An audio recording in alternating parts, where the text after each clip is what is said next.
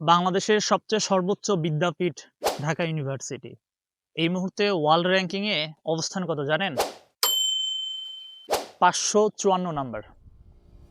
মানে পৃথিবীতে যতগুলা ইউনিভার্সিটি আছে তার মধ্যে ঢাকা ইউনিভার্সিটির অবস্থান ৫৫৪, ২০২৫ সালে। অথচ আজ থেকে প্রায় ১৩০০ বছর আগে এই যে আমি যে জায়গাটাতে বসে আছি, সম্পুর বিহার, বাংলাদেশের যেটা অধিক নামকরণ হচ্ছে পাহাড়পুর, নওগাঁ জেলার বদলগাছি থানাতে। এখানে যে জায়গাটাতে বসে আছি, এই জায়গাটাতে আজ থেকে ১৩০০ বছর আগে মায়ানমার থেকে লোক আসত পড়ার জন্য, জ্ঞান অর্জনের জন্য। আপনার চীন থেকে লোক আসতো, মালয়েশিয়া থেকে আসতো, ইন্দোনেশিয়া থেকে আসতো, এসে এখানে তারা দীক্ষা গ্রহণ করেছে, এখানে তারা জ্ঞান অর্জন করেছে।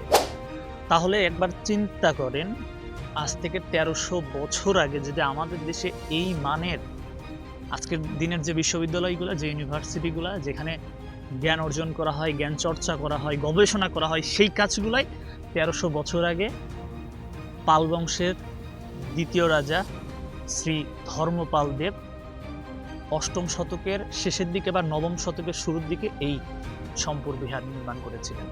তাহলে আমরাও কিন্তু ইতিহাস, ঐতিহ্য, সংস্কৃতির দিক থেকে কোনো অংশে পিছায় নেই।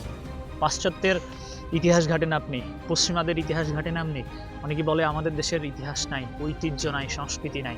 একটু চিন্তা করে দেখেন, এদেশেও কিন্তু ইতিহাস, ঐতিহ্যে কোনো অংশে পিছায় নাই। যে জায়গাটাতে বসে আছে, এই জায়গায় একটা সময় জ্ঞান অর্জনের জন্য ভিক্ষুকরা আসতো, এখানে বসতো, এখানে থাকতো, এখানে খাইতো। যে মাটিতে বা যে পোড়ামাটি ইট, এই যে ইটে বসে আছি, ১৩০০ বছর আগে এই ইটগুলো এখানে বসানো হয়েছিল। কে বা জানতো আমরা এখানে আসবো, এভাবে কথা বলবো, বসবো? একটু চিন্তা করেন, একটু অনুধাবন করেন, কি ফিল হচ্ছে। আমাদের দেশেও কিন্তু এরকম অনেক কিছু স্থাপনা আছে। আসলে এগুলা উচিত আমাদের দেখা, আমাদের ঘর, আমাদের দেশের যে ইতিহাস, ঐতিহ্য, এগুলাকে আমরা মানে সময় পাইলে চেষ্টা করবেন, যাবেন, ঘুরবেন, দেখবেন ভাল লাগবে। মনের দিক থেকে যে আমরা সংকুচিত চিন্তা ভাবনা করি, এই সংকুচিত চিন্তা ভাবনা থাকবে না, মন ভরে যাবে, অন্তর ভরে উঠবে প্রশান্তিতে, যে না, আমাদের দেশেও কিছু একটা ছিল। ধন্যবাদ সকলকে।